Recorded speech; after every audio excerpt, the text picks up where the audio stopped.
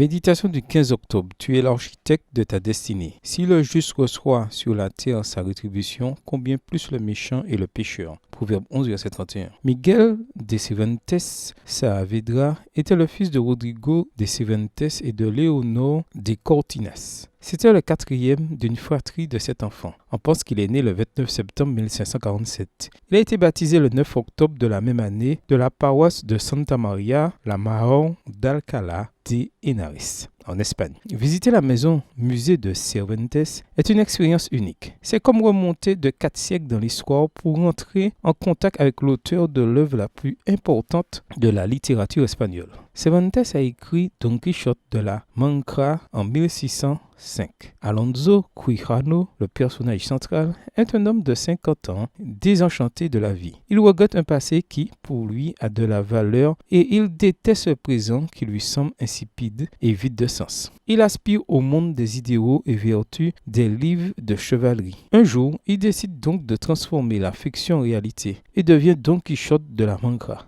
Dans ses limites notoires, il refuse de laisser mourir un certain idéal et se révolte contre la réalité. Ce roman est l'histoire d'un homme qui fait tout ce qui est possible, même si cela paraît ridicule, pour trouver un sens à sa vie parce qu'elle lui semble ennuyeuse. Durant mon ministère, j'ai rencontré des milliers de jeunes désenchantés. Rien ne les motivait ni les enthousiasmait. C'est comme si vivre leur semblait fastidieux. Mais la vie est quelque chose de palpitant. Comment le découvrir ? Comment profiter de l'existence que Dieu nous a donnée? Il est possible que lorsqu'une personne essaie de rendre sa vie palpitante, les gens la prennent pour une folle. Jusqu'où aller pour trouver un sens à la vie? L'un des acteurs qui favorise la perte du plaisir de vivre, c'est le narcissisme, c'est-à-dire le fait de vivre centré sur soi-même en ignorant les besoins des autres. Les gens égoïstes sont très malheureux parce qu'ils ne savourent pas le privilège qu'il y a à servir ses semblables. Dieu t'a placé dans ce monde avec un objectif. Tu fais partie de ses plans. Un jeune relié au Père Céleste ne peut pas perdre son enthousiasme, car sa vie est consacrée au service. Les décisions que tu prends pendant ta jeunesse auront des conséquences dans cette vie et dans la vie future. Aujourd'hui, c'est le moment de devenir enthousiaste, de vivre et de rêver. Vivre, c'est merveilleux si tu prends les bonnes décisions. Bonne journée à toi et que le Seigneur te bénisse.